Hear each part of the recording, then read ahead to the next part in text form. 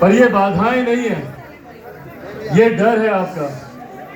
डरते हैं आपसे, डरते हैं आपकी ताकत से। और यही कारण है कि हर तमाम तरीके की असुविधा उत्पन्न करके कैसे आपके कार्यक्रम को कमजोर किया जाए, ये प्रयास किया जाता है। पर ये प्रयास उनके डर को दिखाता है, उनकी कमजोरी को दिखाता है, और ये आपकी बढ़ती ताकत को दर्शाता है कि आपकी ताकत आज की तारीख में इतनी है कि बड़ी बड़ी शक्तियां आपको कमजोर करने के लिए, आपको असफल करने के लिए आपके सामने खड़ी हुई है। पर आज जब मैं इस मंच पर मौजूद हूँ, महिलाओं की जब हम लोग बात करते हैं, सर्वप्रथम, और मैं हर मन से इस बात को कहता हूँ क्योंकि मैं दिल से इस बात को मानता हूँ कि महिलाओं को सशक्त करने वाला कोई नहीं हो सकता, और महिलाओं को सशक्त करने की जरूरत ही नहीं है। जिनमें खुद में इतनी शक्ति है, जो इस सृष्टि का सृजन करती हैं, जो इस दुनिया को चलाती हैं, उन्हें हम लोग, और खास तौर पे हम जैसे पुरुष वर्ग के लोग कौन होते हैं सशक्त करने वाले? आप लोगों में स्वयं इतनी ताकत है।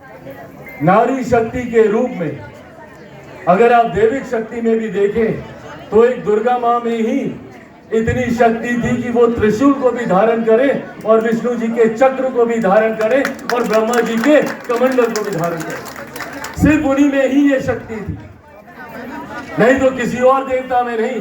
कभी हम लोगों ने महादेव को नहीं देखा कि उन्होंने त्रिशूल के साथ उन्होंने चक्र को भी धारण किया हो, या हम लोगों ने विष्णु जी को नहीं देखा कि उन्होंने साथ में त्रिशूल को धारण किया हो। इतनी शक्ति को अपने में समाने की ताकत सिर्फ महिलाओं में ही है। और इसीलिए मैं कतई नहीं मानता, जब ये विमेन एम्पावरमेंट की बात होती है, महिला सशक्तिकरण की बात होती है, मैं कतई नहीं मानता कि हम में से कोई भी इतना सामर्थ्य है कि आपको सशक्त कर सके। आज भारत की संसद में ही देखिए, महिला रिजर्वेशन बिल, नारी वंदना अधिनियम, वो तो इस सत्र में पारित हुआ, जो विशेष सत्र बुलाया गया। पर बिना उस कानून के बने कितनी भारी संख्या में आज की तारीख में भारत की संसद में महिलाएं सांसद बनकर बैठी हैं, अपने सामर्थ्य पर जीत कर आई हैं, अपनी ताकत पर जीत कर आई हैं, और हर जगह से लड़ाई लड़कर आई हैं। पुरुषों को तो बाहरी लड़ाई लड़नी होती है, महिलाओं को घर में भी लड़ाई लड़नी होती है। मैं एक ऐसे परिवार से आता हूं जहां पे मेरी बहनें हैं, मेरी माँ है, और मैं इस बात को बिना किसी संशय के कह सकता हूं कि अगर मेरे नेता, मेरे पिता आदरणीय रामविलास पासवान जी इतने आगे बढ़े और देश के इतने बड़े नेताओं में अगर उनको माना जाता है, उनके कार्यों को आज तक, उनके जाने के 3 साल के बाद भी आज तक उनके कार्यों को याद किया जाता है, तो उसके पीछे कारण सिर्फ और सिर्फ मेरी मां रही। अगर वो मुझे, मेरी बहनों को नहीं संभालती, अगर वो घर को नहीं देखती, तो शायद मेरे पिता आज इतना आगे नहीं आ पाते। और यही मेरे साथ भी, अगर वो घर पे नहीं होती, अगर मुझे इस बात की चिंता से मैं मुक्त नहीं होता कि घर को कोई देख रहा है, घर को कोई संभाल रहा है। और मुझे खुशी है कि आज जहां महिलाएं हर एक क्षेत्र में अपना परचम लहरा रही हैं, तो वहीं कहीं ना कहीं अब एक होम मेकर की भूमिका को भी वो पहचान दी जा रही है। हम लोग हाउसवाइफ बोलकर हम लोग उनके द्वारा किए गए कार्यों को नकारते आए, पर अब वो समय है कि उसको भी पहचान मिलनी चाहिए। मैं शादीशुदा नहीं हूँ, मेरा गृह जीवन का अनुभव नहीं है, पर हाँ, मैंने अपनी माँ को देखा है, मुझसे पहले उठती हूँ, मैं क्या खाता हूँ, मैं क्या पहनता हूँ, मैं कहाँ जाता हूँ, मेरा कार्यक्रम क्या बनता है, इन तमाम चीजों को वो कोऑर्डिनेट करती है। और ये सिर्फ आप ही लोग कर सकते हैं, हम पर छोड़ दीजिए, देखिए कैसे बेड़ा गर्क होगा। हमको बोल दीजिए कि घर पे खाना भी बनाओ, बच्चों को भी संभालो, और फिर बाहर जाकर भाषण भी दो और अपनी नीतियों को भी लागू करो, नहीं कर पाए।